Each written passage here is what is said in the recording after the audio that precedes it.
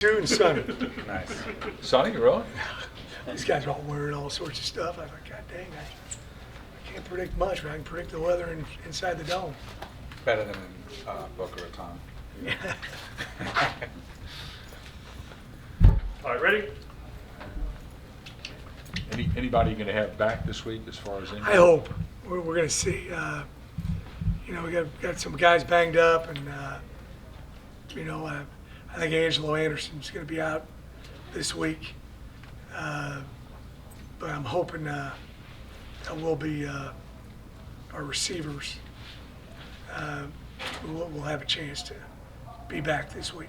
Was it kind of a lingering Lawrence Keys because he didn't seem to do that? Yeah, he just kind of sprained his foot, but hopefully he's going to be fine.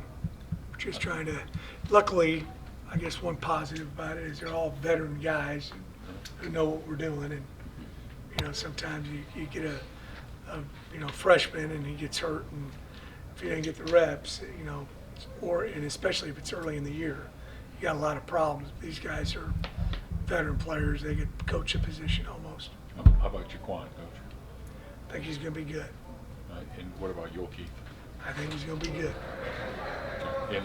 And like your offensive line? Well, I think Josh Remetich is going to be back this week. He's been banged up, and I think he's going to be back and be able to play for us this week. Hopefully, Rashad Green, we'll find out. Hopefully, he's going to be able to practice by Thursday. Do you think all of those injuries have kind of caught up with you a little bit there? Well, it has, but everybody's banged up. It's just late in the season. You play a bunch of physical games, and thank goodness we got some depth and we can cope with it. Is there, I guess, as long as you get through it, there's a silver lining, right? Because the other guys got experience. And kept Exactly playing. right. Yeah, Trey Tuggle started and played every snap at right guard 2 weeks ago, and then last week he started right tackle and played every snap. And he'd mostly been playing on the left side. So, we got that is a silver lining. Guys getting experience to play. Shoddy Clayton didn't play last week, and Shedro Lewis got a lot of reps. So he's got a lot more experience now than he had a week ago. And 7-8 years ago, you wouldn't have been able to survive. No, we had problems. And We had big problems. when guys do come back from injury and they're questionable during the week or can't practice as much as you'd like, and because the other guys playing behind them have done okay, is there a different type of rotation in terms of snaps? Yeah, we try to, we like playing a lot of guys if we can. Now if there's a big difference between the first team guy and the second team guy, we're not going to do that. But if there's, similar talent and assignment knowledge, we'll play, a couple different guys there if we can. I think it helps your team. I think it helps for these kind of situations where guys get hurt and banged up and you need to put a guy in there. And if he has had zero experience, usually it's a little tougher for him to do it. Have you self-scouted a lot, Coach, to see? Yeah, we do a bunch of that. It's one of the things that I meet with our guys on Sunday evening is just seeing, what we've been doing, what we've been doing well, what we haven't been doing so well, why haven't we been doing it well. And then also you got to make sure that you got the Jimmies and the Joes doing the right things. Sometimes guys are stuck in their ways and they want to do this, and maybe the guy you got coming in for this guy that's not what he's, part of his strength. So you got to change it and do something a little different. Do you think some teams have been on to what you're doing? Or? Oh, I don't know. I think some of it's execution, and then the tough part is when things happen in the game and adjusting during the game. That's another tough part is, sometimes you put this game plan together, offense, defense, kicking game, and all of a sudden you got, 2 or 3 dudes you're going to highlight, and those 2 or 3 dudes aren't there. So FAU hasn't won consistently, but they do have some athletes and an interesting Yeah. coach. Maybe you have to be ready for anything with them.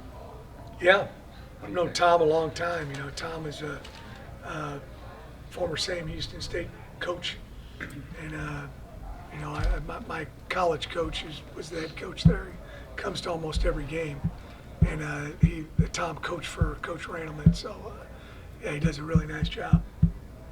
What stands out about what they're doing well this year?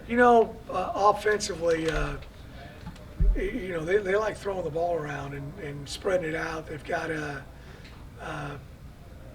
really dangerous receiver in number 1. I think he's been targeted 126 times this season, and he's got, I believe, 90-some catches. And he's a fantastic punt returner too. So we got to know where he is on every single snap, and because that's a big part of their offense. He's one of the top receivers in the country. And then defensively, I think they're number 7 in the nation in minus plays. So they do a good job of penetration, bringing an extra guy. They get the same number of sacks as us. I think we're both tied for 14th in the nation out of 133 teams. Play Division I football in sacks. They got a lot of tackles for loss too, so very disruptive front. And I think their linebackers lead the country in disruptive plays. Last year at this time, you were kind of on a roll. It's been a little more challenging this year. What do you attribute that to? Oh, I don't know. I think it's a really good league. I think it's a very competitive league. And, we're doing a good job. We still feel like we haven't played our best game yet. We want to improve and get better. It's no doubt about it. And, we want to be one of those teams that's ascending at the end of the year and not descending, which probably 90% of the teams in America are not. They don't get better week after week. They get a little worse. We want to get better, and we want to keep improving and learn our lessons from W's. That's always a good thing. The pass rush numbers from your defensive line are down in the last few weeks. How do would you like to see more pressure? Is that, Oh yeah, we feel like we've got some talented rushers, with Devin Deal and Darius Hodges and Keith Cooper and inside Patrick Jenkins. So we got some good depth up there, and then also bringing an extra guy. You got to play some man coverage on occasion. We had some. I think we got both our sacks when we were playing man coverage last week. So you need to mix it up, but you got to also be able to get pressure from a 4-man rush, and we need to do a better job of that. I know there's a lot at stake over the next few weeks.